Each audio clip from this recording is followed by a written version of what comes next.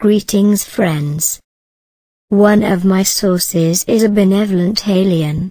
His name is Mithisicphephics. These messages are derived from face-to-face meetings, not from channeling of any kind. Message number 7. Subject: the various ethnic groups of humanoids, and other intelligent races known to be on this planet. Mithisicphephics.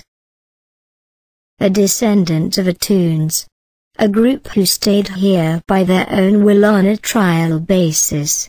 This is the race that works as counselors of your elites in exchange for means to survive.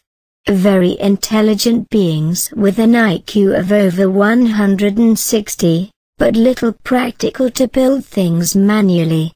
The only anatomical difference is that they have the elongated cranial box and without the palate. Two races of aquatic humanoids, that are like amphibious breathing beings. They appear humanoid with a crossing of marine mammals such as dolphins, and are a very old breed, more than 50,000 years in the planet. Isolated groups of humanoid type, that you call Sasquatch. Race that was planted here by ancient reptilians, to work as slaves, and auxiliary hunts, but did not work satisfactorily. So they were left to their own fate. Isolated groups of ancient beings connected to your mythology, called Satyr. They originate from ancient DNA experiments, made by ancient reptilian races, that frequented the planet over 30,000 years ago. This is one of the only old experimental races that survived until today. In small isolated groups, in inhospitable regions of the planet. Isolated groups of beings, originating from the insectoid species, that you call night crawlers, which relate well with Sasquatch. They came here to study life forms, in your insect fauna, which is great, and remained on the planet, even still having their ships to return to home planet. They decided to stay here, and keep experiences, sending reports to the scientific community of their planet. The insectoids think differently from us. Sometimes it's hard to philosophize with them on issues other than his duties and guidelines. Isolated groups of reptilians, and a certain breed of greys working with them, who are stranded on bases of your government laboratories, and could not have left the planet since 2012, for a ban on movement of ships reptilian.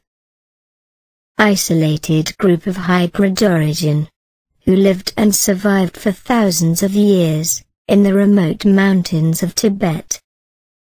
Many Pleiadians, living in your communities as well as observers, for at least 100 years, many of them considered Earthlings by being born here now, for over 2 generations. They cannot influence your societies, only maintains constant contact with the teams that have stepped up surveillance on the planet, after the detonation of the first nuclear bomb by your military. The races that had to live isolated, due to their major differences from most humanoid races, had their technological development virtually prevented, by not being able to expose their groups. But this does not mean that the mental and spiritual development of them was affected by it. In regards to our contact with those of planet Earth, you can be sure that there will be remaining campaigns of your governments against our contact, alleging bad intentions in our actions, including forging attacks and extermination of people, trying to drive the population against us, and taking them to detention camps previously defined for screening of the surviving population. So be prepared for a major campaign alleging the dangerous aliens. Do not be mistaken by your elites, in their attempt to reduce the population. All aliens who attempt to make contact with you in these latter days, are supervised by the Community Galactica, and are therefore, all friendly races. The current leaders of the planet, are mostly puppets of the system, imposed by the elites. Many of them do not agree with the situation, but has no personality strong enough to abandon their positions.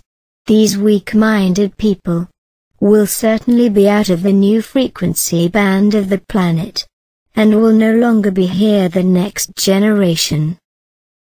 See, you only need a drop of poison to contaminate a full glass of water droplets. The new Earth will filter all of these potential poisons, and make the flow with clean water. End of message.